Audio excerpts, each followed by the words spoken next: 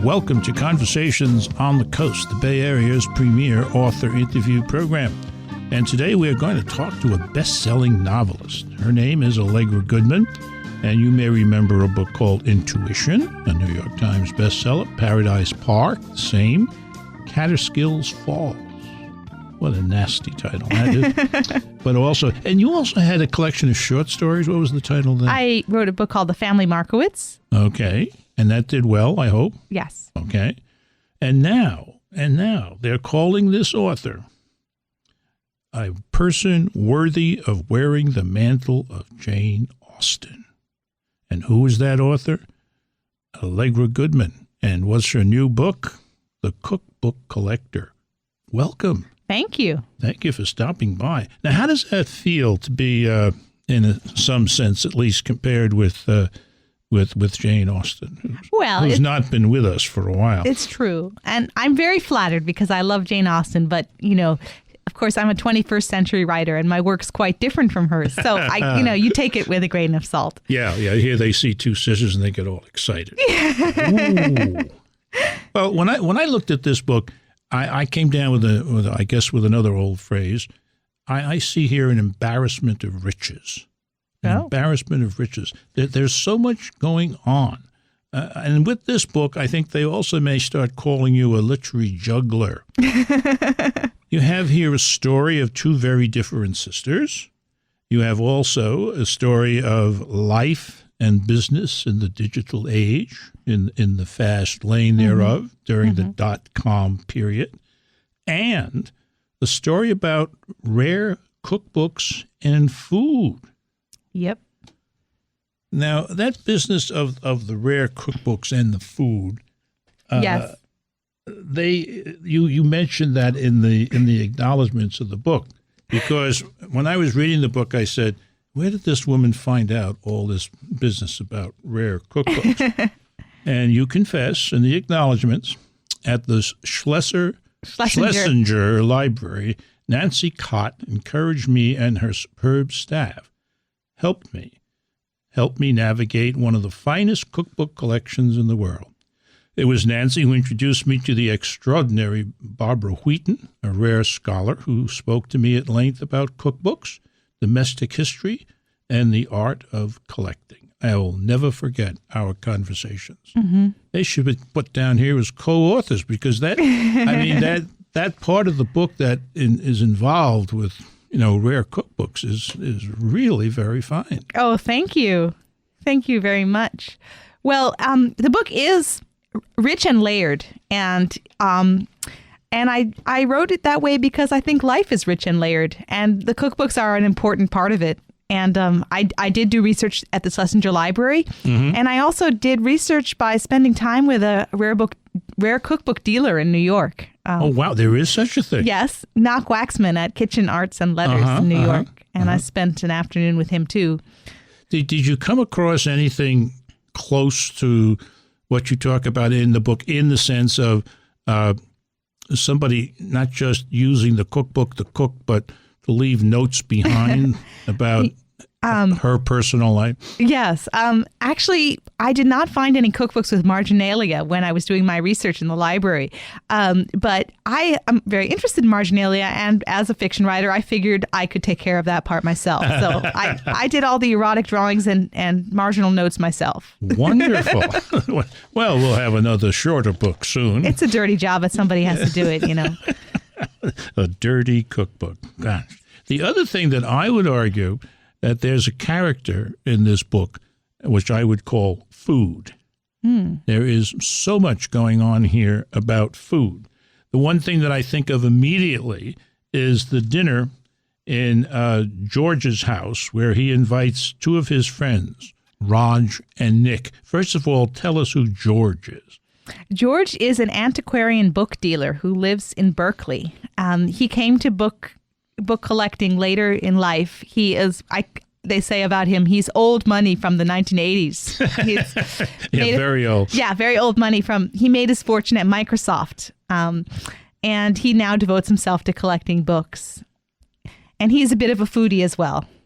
Well, this dinner is so foodie, to me at least, because I remember it as the meal of the battling wine. Yeah. Each guy brings a bottle of wine, That's and right. as the meal is described, this one is opened, and it's not as good. This one is better, and on it goes to the end of the meal. And that happens in those Berkeley Hills, I think, don't you? Yeah, I mean, not to belabor the point, but George is a Californian, born and bred, and he is a proponent of Californian wines, and his friends want to test him on that with the French. Well, listen, I'm sure you're going to savor the food and wine parts of this book, but what about the sisters? What about the .com business and all that? Just stay tuned. You're listening to Conversations on the Coast with Jim Foster. Follow us on Twitter at Jim Foster COC or send an email to jimfostercoc@gmail.com. The Cookbook Collector, that's the name of today's book. It's a novel by the wonderful Allegra Goodman, and the book, incidentally, is published by the Dial Press, yet another subdivision of Random House. And Allegra, I must say that you're the first author that I've ever had on the show who, in the course of one review, received what I call a Google compliment. This appears in the Elle magazine July issue. Run out and get it. Goodman is especially admired for evoking smart and subtly nuanced characters. And Emily and Jess, they're the two sisters, are so emotionally authentic that I almost tried to Google them. Yay! Wow. Huh? That's really selling the character. I don't like to leave things undone on this program. And at the end of the meal we were talking about where they have the 3 wine fight. Conversation. I'm sorry. Conversation about wine. At the end of the meal, George fantasizes about Jess. Could you share that with us, please? Yes. His fantasies were nurturing, not predatory. If he could have Jess, he would feed her. Laughable, antique, confusingly paternal, he longed to nourish her with clementines and pears in season, fresh whole wheat bread and butter, wild strawberries, Comté cheese, fresh figs and oily Marcona almonds, tender yellow beets. He would sear red meat if she would let him, and grill spring lamb, cut the thorns off artichokes and dip the leaves in fresh aioli, poach her fish, thick Dover sole in wine and shallots, julienne potatoes, and roast a whole chicken with lemon slices under the skin. He would serve a salad of heirloom tomatoes and fresh mozzarella and just picked basil, serve her and watch her savor dinner, pour for her and watch her drink. That would be enough for him. To find her plums in season and perfect nectarines, velvet apricots, dark succulent duck, to bring her all these things and watch her eat. And this is an amazing menu he goes through here because the woman in question turns out to be a vegan. Yes. So it's a bit of that irony. It's a bit of overkill. Well, I'm interested in the connection between food and love. Mm-hmm. And, this is not just a book about food, but a book about hunger and desire. Yeah. Yeah. Now, one of the ways of seeing the contrast between the two sisters is to understand that Emily is a CEO of a Silicon Valley startup called Veritech. And she has an equally successful boyfriend, Jonathan, who has a startup company on the East Coast in Boston. One of the other things about Emily is that she must care for Jess. Why is that? Well, they lost their mother when they were very, very young. Emily was 10 and Jess was only 5. And Emily has always felt very maternal towards her younger sister and very protective. And of course, this translates into telling Jess what to do a lot of the time. Yes. As older sisters sometimes do. No. And Jess, on the other hand, is, I guess we could say she's still finding herself. She's young. She's still very young, yes. She's a grad student Yes. at UCal Berkeley in philosophy. Yes, in philosophy. She's also what you might call a leafleteer. She's a leafleteer for an organization called Save the Trees, which wants to save the redwoods. Yes. How noble. Very noble. She's very noble. There's a time in the book when the two sisters are having an outing and a conversation up in Muir Woods. And I think a little part of that conversation tells us very well how different they are. Emily started walking, brisk and purposeful, as though they had to complete the trail loop. I don't think you should bring boyfriends into this. I don't think you should talk about Jonathan, who actually works, when you're with someone with no visible source of income or direction. Direction? Leon travels for his beliefs. Jonathan travels for his share price. There's a difference, don't you think? Leon has a cause. Jonathan is just another greedy, techno-freak gazillionaire. Yes. Very different guys, huh? Yes. Well, I think both of these sisters are trying to find their way and decide how to live. And part of that decision means who you're going to be with. Yeah. So Yeah. Who's the guy in your life? There's another moment in the book when one of Jonathan's coworkers, or maybe a partner, I don't remember, says, "I'm worried that Jonathan is a liar. Mm-hmm. I think he's willing to sacrifice people for products and trade quality for profit." Right. That's a hell of a pronouncement. Jonathan's a tricky character. And, one of the ironies in the book is that Emily seems to be the sister with her feet on the ground who has a plan and is sort of the more mature one. But her relationship with Jonathan is problematic. And she is in many ways more idealistic than Jess. Yeah, and it's a bi-coastal relationship. Yes. And one or the other can never quite find the time to get on a plane and visit. Yeah, they're both very career-oriented. Mm-hmm. Yes. So the two companies, Veritech and ISIS, both have very successful IPOs. And then comes what we refer to, I guess, as the dot-com bust. It definitely happened. This is a historical novel. It's a historical novel about the very recent past. There are no swords. Well, it feels like ancient history writing about it, but it's fun to write. Yeah, it's fun to write a historical novel that we've lived through the events. Yeah. And the thing that the novel gets to, and I think this is very, very important, is the human dimension of you have a great IPO and then the stock flies high and then it starts coming down and finally it crashes. This has a tremendous impact on the people. One of the people that it makes me think of is a fellow by the name of Mel, who's the human resources guy at ISIS. Mm-hmm. What happens to him? Well, I don't want to give too much away, but Please don't. Yes, I'm sorry. No, but he is an older person at the company. Right. Everybody else is sort of in their early 20s. He's like middle over age. 40. He's like over 40. Yeah. I mean, he might even be 50, God forbid. And 50? he's ancient, and he feels sort of a whiplash from this whole economic movement, this flow. There are so many wonderful storylines in the Cookbook Collector that, you really have to stop once in a while to get to know the characters. And we'll do just that when we come back. You're listening to Conversations on the Coast with Jim Foster. Follow us on Twitter at JimFosterCoc or send an email to jimfostercoc@gmail.com. This is Conversations on the Coast. The Cookbook Collector is the novel that we're talking about today with the author Allegra Goodman. It's a book published by the Dial Press, and the Bible of publishing. Publishers Weekly, of course, has reviewed an important author like this, gave it a starred review, and in part said, if any contemporary author deserves to wear the mantle of Jane Austen. I want to end with that mantle. I think that's classy.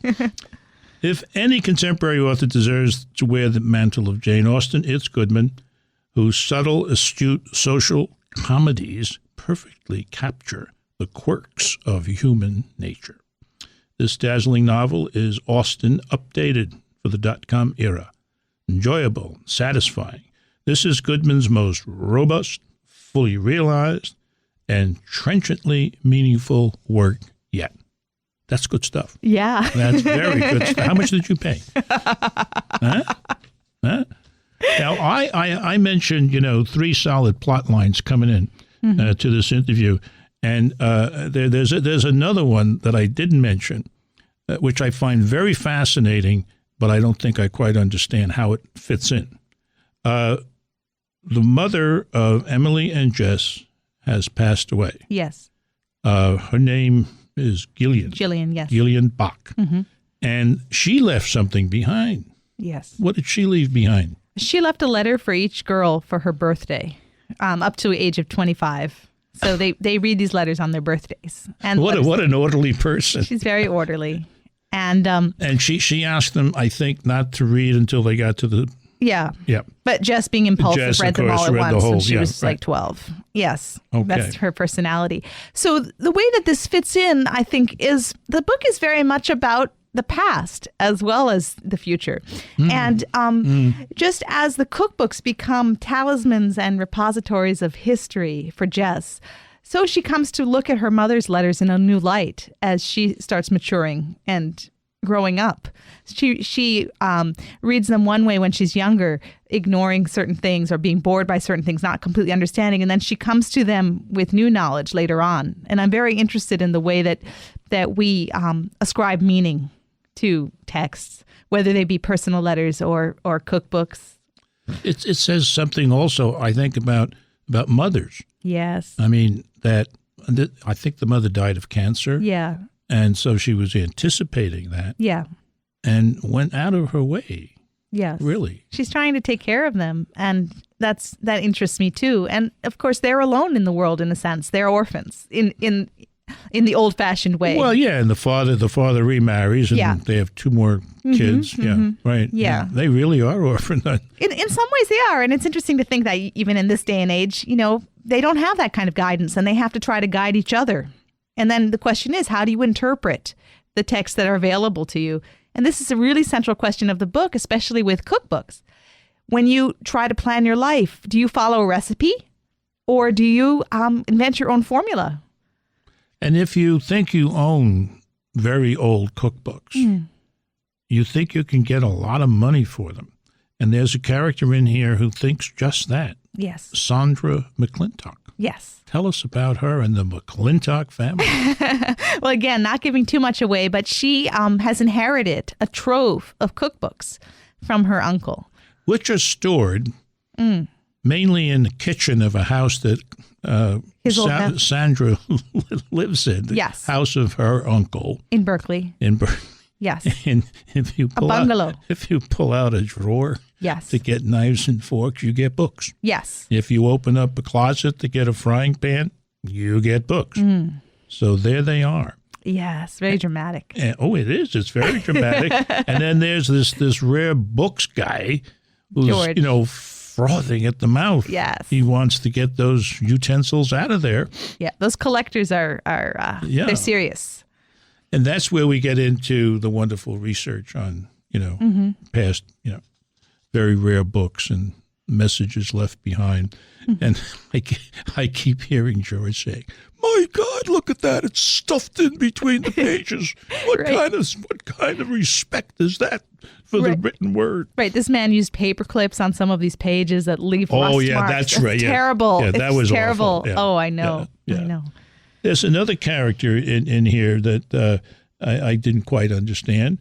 Rabbi Malcolm Helfgott he's a Bialystok rabbi.